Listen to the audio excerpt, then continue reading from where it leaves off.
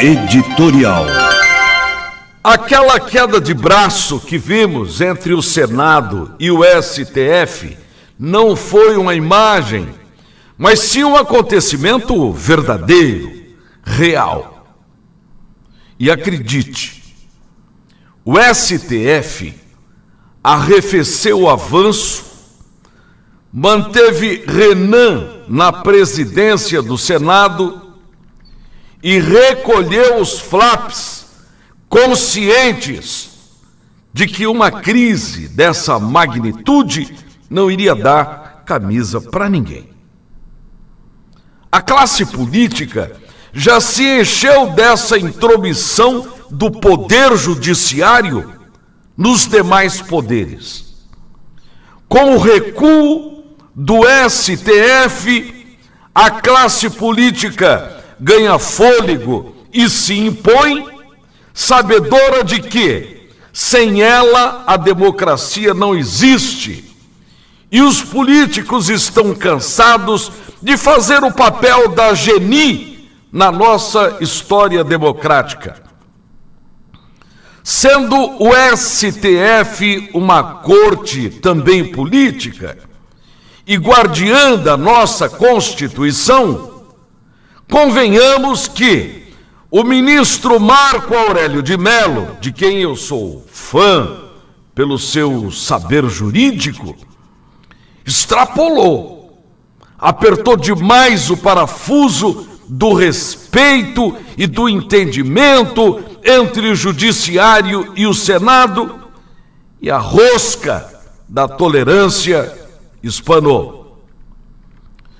Não seria admissível que um ministro do STF, por uma decisão monocrática, portanto, pessoal, exigisse que uma casa como o Senado da República se dobrasse diante de tal absurdo, e poderiam esperar reação ríspida, dura, inflexível e o ato que dividiu as opiniões dos maiores juristas deste país, alguns achando que o Senado deveria ter sido obediente à decisão monocrática do ministro, acatando a ordem para discuti-la com o colega que o fez na sessão de ontem, por ordem da ministra presidente do STF, Carmen Lúcia, acabou no seguinte resultado: 6 a favor da permanência de Renan na presidência do Senado e 3 votos contrários. Enquanto uma corrente de pensamento achava que melhor seria não discutir a liminar monocrática, outra achava que a medida tinha que ser discutida em nome da interdependência e o convívio harmônico entre os dois poderes e as duas casas. No mérito, discutido ontem, a solução encontrada para não agravar mais a crise, ficou estabelecida que Renan não poderá substituir, se necessário, o presidente da República em caso de necessidade na presidência. Nunca se viu isto numa democracia, a não ser durante as ditaduras. Aos olhos da nação, a briga entre Senado e STF criou um clima de desestabilidade, de incredulidade, de esgarçamento público nas relações entre os poderes.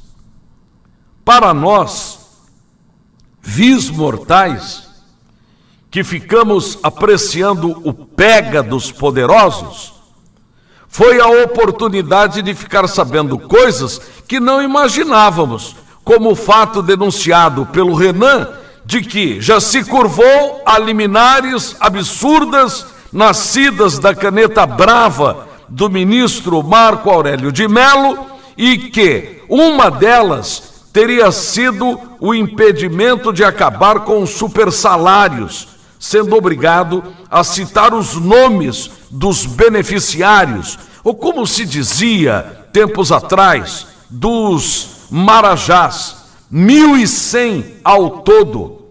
E de forma sacana, Renan, com aquela risadinha malvada, marota, completou, aspas, quando se fala em supersalário, o ministro treme, fecha.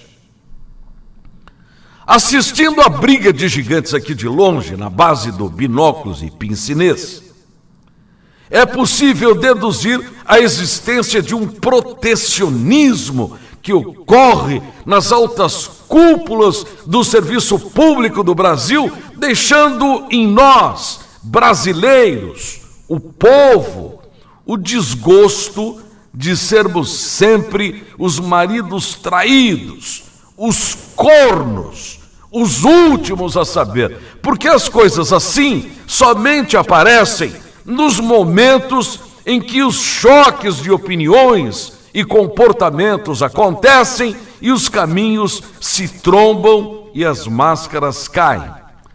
Renan, pontiagudo em suas considerações, deixou uma bomba chiando no colo do ministro que tentou apeá-lo do poder. E sobre todos nós, uma interrogação a respeito do que um ministro do STF tem medo e a esconder. É fato que o Brasil não aguenta mais as pressões vindas do judiciário contra a classe política que não deixa deslanchar as administrações e vice-versa. Deveriam entender que estamos nós, o povo, esperando e apostando que o país precisa tomar um assento no bonde do progresso, porque há mais de 12 milhões de desempregados, nossos irmãos, que passarão neste final de ano um Natal miserável, ocasionado pelo pífio desempenho da nossa economia.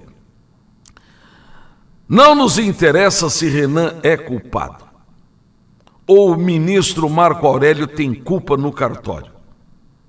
Queremos que se entendam lá em cima para que as coisas aqui embaixo andem e que as pessoas voltem a trabalhar, a ter dignidade, a progredir, a ter o mínimo que possa representar a felicidade daqueles que se sentem honrados em levar para casa o pão de cada dia, ganho de forma digna, que é tudo o que não está acontecendo.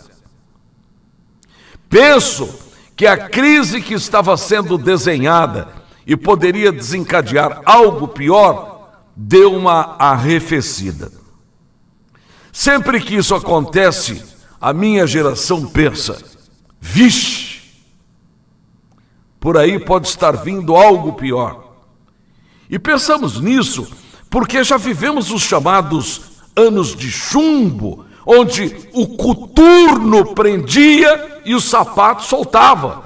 Só que agora as coisas estão na base do sapato prendendo, e o que poderíamos esperar então dos coturnos?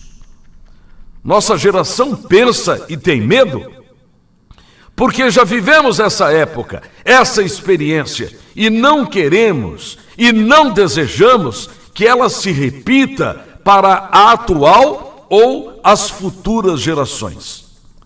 Democracia ainda é o melhor regime desde que haja ordem e progresso. Entretanto, a desesperança, a baderna, a bagunça, o desentendimento entre os poderes, o desrespeito, o espetáculo midiático que acaba em nada, pode levar o nosso povo à loucura. Caso isso aconteça, as Forças Armadas teriam que entrar em ação para estabelecer novamente a lei e a ordem.